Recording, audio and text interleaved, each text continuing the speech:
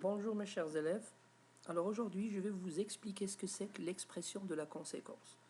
Donc l'expression de la conséquence, pour l'expliquer, il faut qu'on fasse un petit rappel concernant l'expression de la cause. Parce que l'expression de la conséquence, elle est fortement liée à celle de la cause. Alors, on va directement passer à une petite mise en situation dans laquelle je vais vous expliquer ce que c'est que la conséquence. Donc c'est quoi une conséquence? Mise en situation.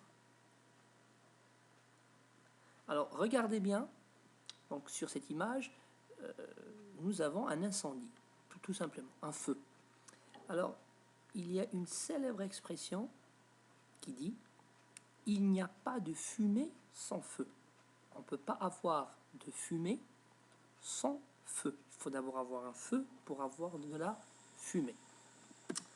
Donc, voici le feu. Bien sûr, le feu, c'est la cause qui a provoqué la fumée. Et donc, il n'y a pas de fumée sans feu. Le feu, c'est la cause qui a provoqué un résultat. Et le résultat du feu, c'est la fumée. Donc, on peut dire que le feu, c'est la cause, bien sûr, et la fumée, c'est la conséquence. On va essayer de concrétiser ce que nous venons de dire avec des exemples. Pour la cause, on va dire, il y a de la fumée parce qu'il y a du feu. Pour la conséquence, c'est l'inverse, c'est le contraire. Il y a du feu, donc il va y avoir de la fumée. D'accord? Donc si vous inversez l'expression de la cause, vous allez obtenir l'expression de la conséquence. Et si vous inversez l'expression de la conséquence, vous allez obtenir l'expression de la cause. Donc, on va passer à notre support. Donc, voilà le premier exemple. Tu as fait un bon travail, donc tu vas avoir une bonne note. Alors, bien sûr, dans cette phrase, il y a la proposition principale, il y a l'expression de la conséquence, bien sûr, qui est exprimée avec la conjonction de coordination, donc. Proposition principale, expression de la conséquence. Bien sûr, donc, comme je vous ai dit, c'est le moyen utilisé, le moyen qu'on a utilisé pour exprimer la conséquence. Le deuxième exemple. Meknès est une très belle ville. Par conséquent, j'aimerais bien la visiter. Donc, comme vous voyez, le moyen, il est toujours avec le rouge. C'est par conséquent. Par conséquent, c'est une locution. C'est une locution. Ce n'est pas une conjonction, mais c'est une locution qui, bien sûr, introduit l'expression de la conséquence.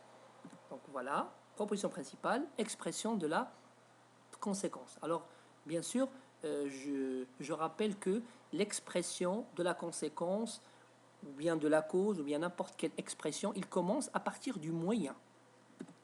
Et donc, ici, par conséquent, c'est le moyen utilisé. Le troisième exemple.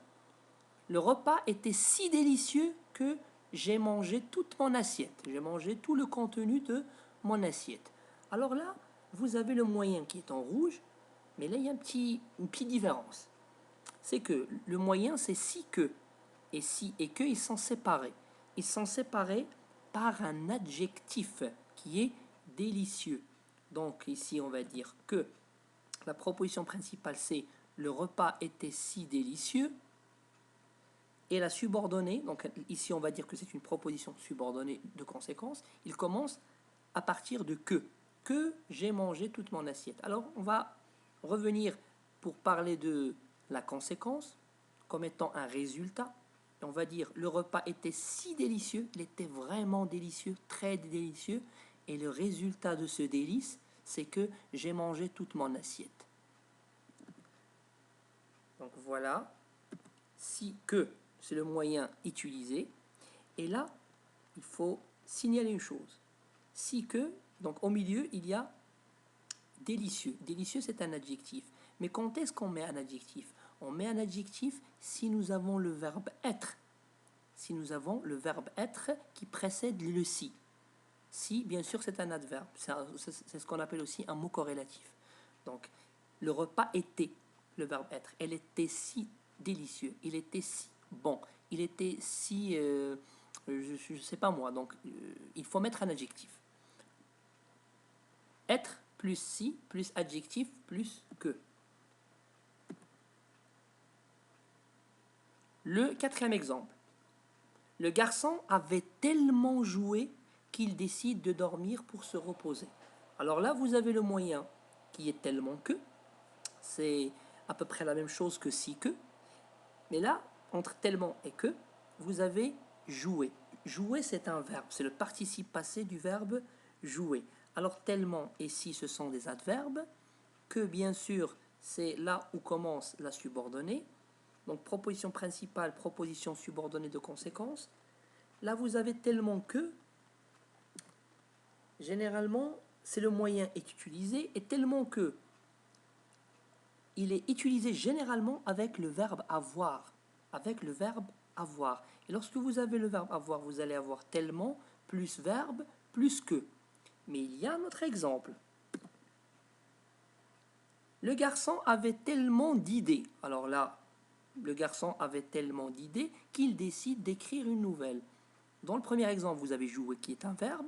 Ici, il avait tellement d'idées. D'idées, c'est un nom.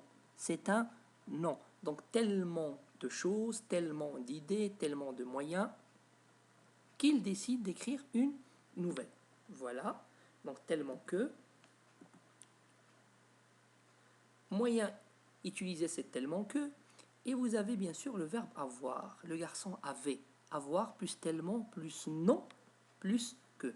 Mais attention, avec tellement, on peut aussi avoir le verbe être. On peut avoir le verbe être. Et lorsqu'on nous avons le verbe être, il faut mettre un adjectif. On va revenir au troisième exemple et on va dire le repas était tellement délicieux que. Il était tellement. Donc si vous avez le verbe être, tellement aussi, il doit être suivi d'un adjectif plus que. Alors là, je vais vous donner tout simplement une petite série d'exercices. Alors, premier exercice, relier les phrases suivantes avec les moyens indiqués pour exprimer la conséquence.